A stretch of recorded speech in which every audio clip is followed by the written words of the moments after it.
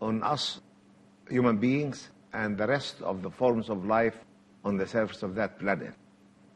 And this bounty comes from the fact that Allah has given water, the essence of life, this marvelous fluid.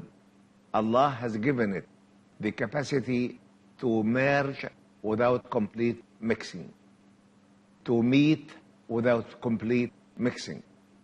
And we said the earliest understanding of this verse was the meeting of fresh and saline water. And when fresh water is debauched by rivers into seas and oceans, we find that the fresh water, due to its less density, can float on top of the marine water for several hundreds of kilometers. And in this process, a fringe of brackish water is formed, and the three media can be three different environments for different forms of life. And nobody could dream of the fact that this can happen with marine waters, but only with photographing the oceans from outer space, scientists came to realize that adjacent bodies of water give different reflections in the photographing process, in different waves of light. And when they came down, they found that actually these two waters have completely different physical and chemical characteristics. With further investigation, scientists came to realize that due to the variation in the physico-chemical characteristics of water, Allah has differentiated the vast water bodies on the surface of our planet into separate entities, horizontally as well as vertically. And the wisdom behind that is that Allah, with this process, has prepared a multitude of environments for different forms of life.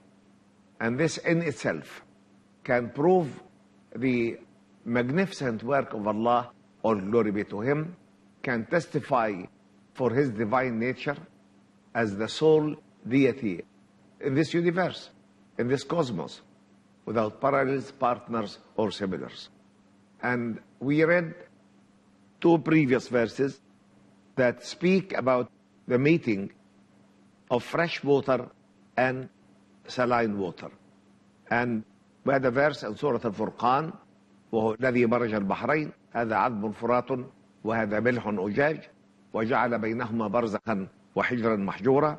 And He, meaning Allah, all glory be to Him, is the one who has merged the two seas, rivers and oceans. One is potable, sweet, and the other is highly saline, bitter. And yet He, meaning Allah, all glory be to Him, has made a barrier between them and restricted each of these environments as a special confinement. We also read in Surah Fatir, وَمَا يَسْتَوِي الْبَحْرَانِ هَذَا عَذْبٌ فُرَاتٌ سَائِغٌ شَرَابُهُ وَهَذَا مِلْحٌ أُجَاجٌ وَمِنْ كُلٍّ تَأْكُلُونَ لَحْمًا طَرِيًّا وَتَسْتَخْرِجُونَ حِلْيَةً تَلْبَسُونَها وَتَرَى الْفُلْكَ فِيهِ مَوَاخِرَ لِتَبْتَغُوا مِنْ فَضْلِهِ وَلَعَلَّكُمْ تَشْكُرُونَ. And the two seas, meaning rivers and oceans, are not the same. The one is potable, sweet, and pleasant to drink, and the other is saline and bitter. Yet from each of the two environments, you eat tender flesh and extract ornaments to wear, and you see the ships plowing through it so that you may seek from Allah's bounty, and that happily you may be thankful to Allah. And this verse also in Surah Fatir speaks about the meeting of rivers and seas, fresh and saline water. The verse in Surah Ar-Rahman actually speaks about a different issue, which means the meeting of oceanic and oceanic waters, marine and marine water, and they don't mix as well, so that Allah can prepare a great multitude of environments for different forms of life. The verse reads, مرج البحرين يلتقيان بينهما برزخ لا يبغيان فبأي آلاء ربكما تكذبان يخرج منهما اللؤلؤ والمرجان فبأي آلاء ربكما تكذبان. He, meaning Allah, all glory be to him, has merged the two seas to meet. Between them has merged, Allah, all glory be to him, has merged the two seas to meet. Between them is a barrier. Neither can transgress. Neither of these different qualities of water can transgress over the other. Then, which is it of the great bounties of your Lord, you, both humans and jinns, can deny?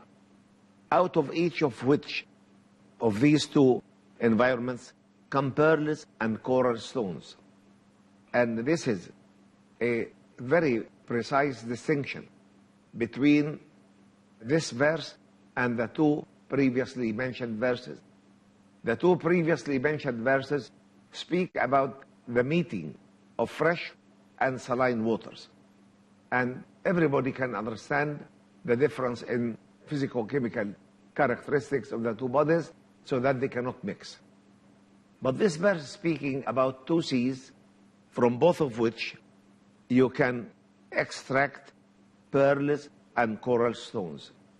And we know that both oyster pearls and coral reefs can only live in highly saline waters, in warm to hot waters, in shallow waters. And that's why this verse in Surah Al-Rahman cannot speak about the meeting of fresh and saline waters.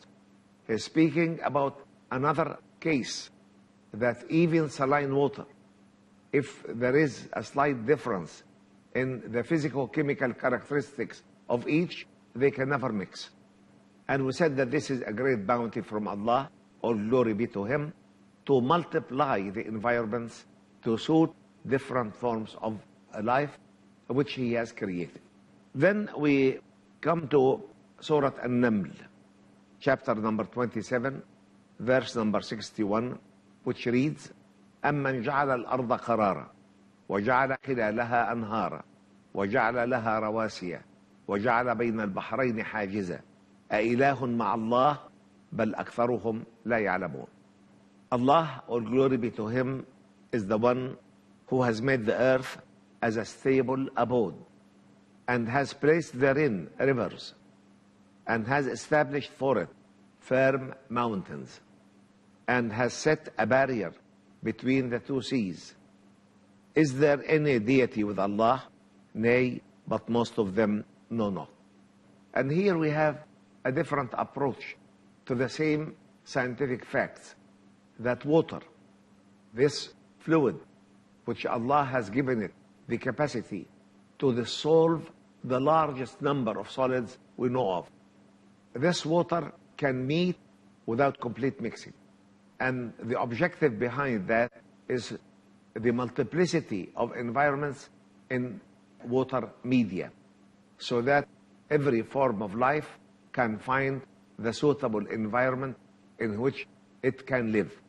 He, means Allah, all glory be to him, is the one who has made the earth as a stable abode, another bounty from the many bounties of Allah.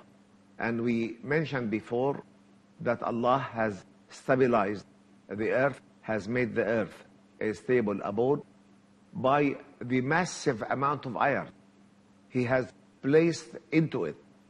And this iron, as we mentioned before, came from outer space.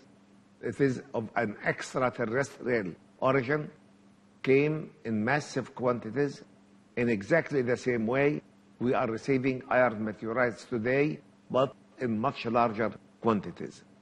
And this iron, with the cosmic speed, penetrated the heap of ash, the state in which the protoplanet was. It did melt by the heat of settlement, and it fused that heap of ash and distinguished it, or segregated, or separated into 7 distinctive earths. With a big mass of iron in the internal structure of our planet, has helped to minimize the wobbling of that planet as a result of its revolution around its own axis in front of the sun. Not only this, but Allah has also stabilized the outer rocky layer of the earth with mountains. The distribution of mountains on the surface of the globe, first Earth, is actually a very important role in minimizing the wobbling of the earth around its own axis. So, أَمَّنْ جَعَلَ الْأَرْضَ قَرَارًا, who has made all this for you so that the earth can be an inhabitable environment. I'll stop here because we are heading to a short break. And until we meet, I thank you for listening and greet you in our Islamic way. Assalamu alaikum wa rahmatullahi wa barakatuh. May Allah's peace, mercy, and blessings be with you all.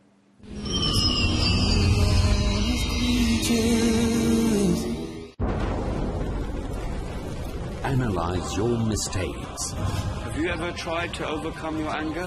Realize your weakness. Do you find it difficult to control your tongue? Diagnose your moral sickness. Have you ever felt that your intentions are corrupt? Learn the steps essential to nourish our souls in Purification of the Soul. Every Thursday at 11:30 p.m. and repeat telecast at 12:30 p.m. UK on Peace TV.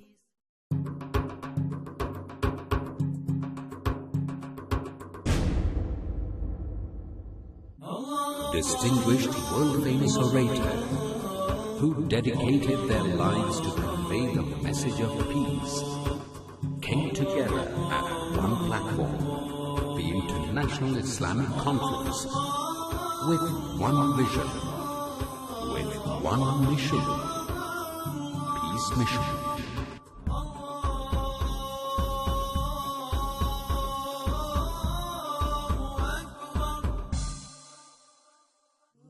I welcome all of you with Islamic greetings.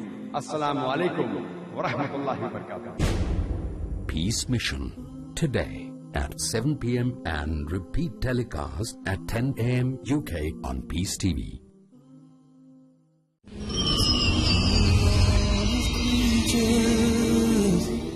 Welcome back after this short break.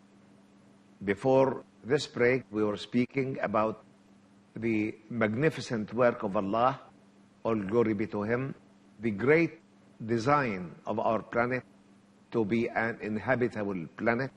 And we read this in Surah An-Naml, chapter 27, verse number 61, which reads, أَمَّنْ جَعَلَ الْأَرْضَ قَرَارًا, who has made for you the earth as a stable abode.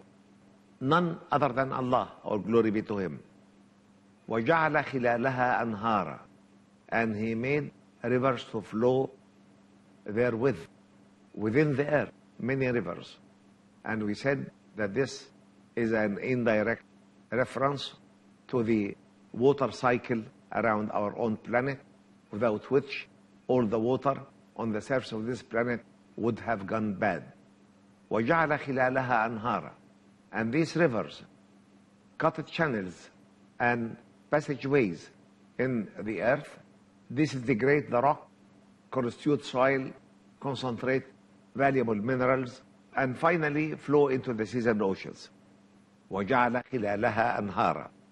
So Allah is showing His bounty upon us by running rivers on the surface of our planet. وَجَعَلَ لَهَا رَوَاسِيَ. A third bounty of Allah is the establishment of mountains on the surface of our earth, because without these mountains, the continental masses who are living in would have been skipping in a very fast manner, because actually these plates overlie a zone of semi-molten material, a dense material, and with the revolution of the earth around its own axis, the continental plates would be skipping and running away at a speed that would not allow soil to accumulate, water to run, plants to grow, animals to live, humans to exist. It wouldn't allow a road to be constructed, a house to be built, or anything. And that's why Allah is showing His great bounties on by throwing mountains on the surface of our planet. وَجَعَلَ بَيْنَ الْبَحْرَيْنِ حَاجِزًا. And between the two seas, he created a barrier. He made a barrier. And we said in the previous 3 verses, we had 2 verses speaking about the 2 seas with the understanding of rivers and ocean, or rivers and seas. In the 3rd verse, Surah Al-Rahman spoke about the meeting of marine water and marine water. In this 4th verse is speaking about all meetings of water, fresh and saline, and saline and saline. And this is again one of the great bounties of Allah, who has multiplied many, many environments within the seas and oceans and even the rivers through variation in the physical chemical characteristics of this fluid. And وَجَعَلَ بَيْنَ الْبَحْرَيْنِ حَاجِزًا. And he has made a barrier between all these different types of waters, either a horizontal barrier or a vertical barrier. And these barriers played the role of distinguishing these great different environments from one another. And then the verse ends, أَإِلَهٌ مَعَ اللَّهِ. Can, with all these bounties, with all these miraculous works of Allah, with all these miracles, with all these scientific facts in the Qur'an, can there be any other deity with Allah, or glory be to him? And sadly enough, the main gateway for devil to distort people from the real path to their creator is the wrong assumption of associating others with Allah. And that's why the verse ends by saying, بَلْ أَكْثَرُهُمْ لَا يَعْلَمُونَ. Really, most of those people who associate others with Allah, they do not know the reality, and they are truly ignorant of the truth of the unity of Allah. Then we come to another character of seas and oceans, which the Qur'an has explained in a beautiful way. We said in the very early episodes we started with you that one of the living testimonies to the divine nature of the glorious Qur'an is that the verse would come in the context of an oath, or a parable, or an advice, or an invitation to good morality. And if it refers to anything of this cosmos, it remains scientifically absolutely correct, because this is the word of the Creator. And who would know the creation better than the one who has created it? We have 2 verses in Surah An-Nur. Surah An-Nur, the light, is the 24th chapter in the glorious Qur'an, and we have 2 verses, 39 and 40. The 2 verses speak about the deeds of the unbelievers, the deeds of those who associate others in worshipping Allah, the deeds of those who claim to be agnostics, or to be atheists, or to be unbelieving. The Qur'an classifies their deeds in 2 categories. The first category is a good deed that could be achieved by any of these non-believing categories. And the Qur'an says that any unbelieving human being who does a good thing on the surface of that planet will be rewarded for it in this world, but he will have no reward for it in the day to come, simply because he did not believe properly in the Creator. He did not exalt the Creator above all his creation. He fell in the great, grave mistake of associating others with the Creator. So the Quran reads, وَالَّذِينَ كَفَرُوا أَعْمَالُهُمْ كَسَرَابٍ بِقِيعَةٍ. The unbelievers, their own deeds are like a mirage in a vast expanse of the desert. كَسَرَابٍ بِقِيعَةٍ يَحْسَبُهُ الظَّمْآنُ مَاءً. Any thirsty person would look at the mirage as if it is water, and he will run towards it because he is too thirsty and he needs water. He runs towards it. And as usual, the more you draw closer to the mirage, the more it extends further away from you. So he will never reach it. كسراب بقيعة يحسبه الظمآن ماء حتى إذا جاءه لم يجده شيئا. Even if he reaches that mirage, he will never find any water in it. ووجد الله عنده فوفاه حسابه. Then he will face Allah, he will face his Creator on the Day of Judgment, and he will be given his due account justly. وَاللَّهُ سَرِيعُ الْحِسَابِ. And Allah is swift in reckoning. This first verse speaks about any good deed a non-believing person would achieve on the surface of our planet. The second verse speaks about bad deeds of unbelievers. And the verse reads, أو كظلمات في بحر لجي يغشاه موج من فوقه موج من فوقه سحاب ظلمات بعضها فوق بعض إذا أخرج يده لم يكد يراها ومن لم يجعل الله له نورا فما له من نور. The verse reads as such, or is the light of the darkness in a vast, deep, turbid sea, overwhelmed with waves, topped by other waves, topped with clouds. A multitude of overlying darknesses, one above the other. Whoever will stretch out his hand, he can hardly see it. For whoever Allah did not give light, there can never be any light for him. And look at the very precise scientific construction of this verse. Long before any human being knew anything about the facts it includes. The facts this verse includes are immense. First of all, it emphasizes that the bottoms of deep oceans, of turbid oceans, of oceans with strong waves, are in absolute darkness. Nothing of light can penetrate and reach that zone. And this by itself is a scientific fact never disclosed to man until submarines were built. And when man went down to the bottoms of seas and oceans, and he realized that actually the bottoms of seas and oceans are buried in absolute darkness. And when man started to analyze the reasons for this absolute darkness, he found that the very first reason is clouds.